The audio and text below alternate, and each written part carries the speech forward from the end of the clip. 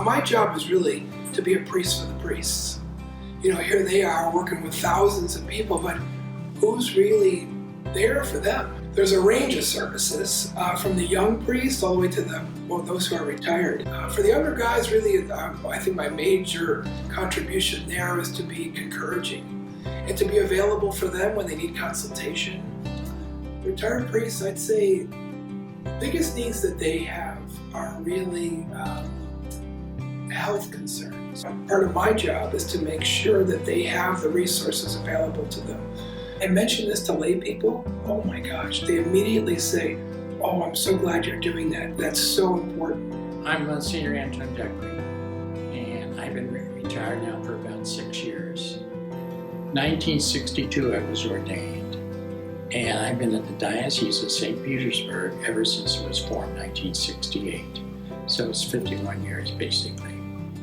Bishop McLaughlin, I think, heard me there, and he called me into his office and said he was going to make me pastor of St. Raphael's Parish here in St. Petersburg in Snell Island.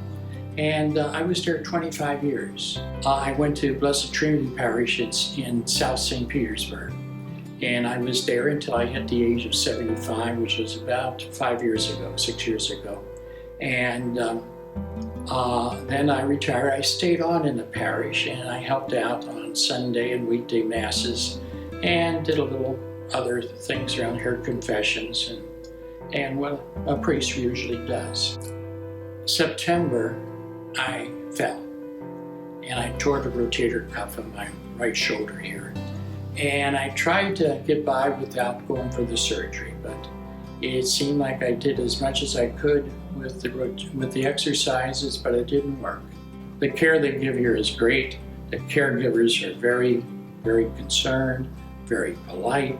Our medical field today is so difficult to manage, really. I mean, anybody who's having to go to a doctor knows this. And so to be able to help them with those tasks is part of my role. We partnership with PMA and a clinical care manager, an RN, a nurse. She and I work very closely together to make sure that they have doctors available for them. If they need tests, that we can have that happen.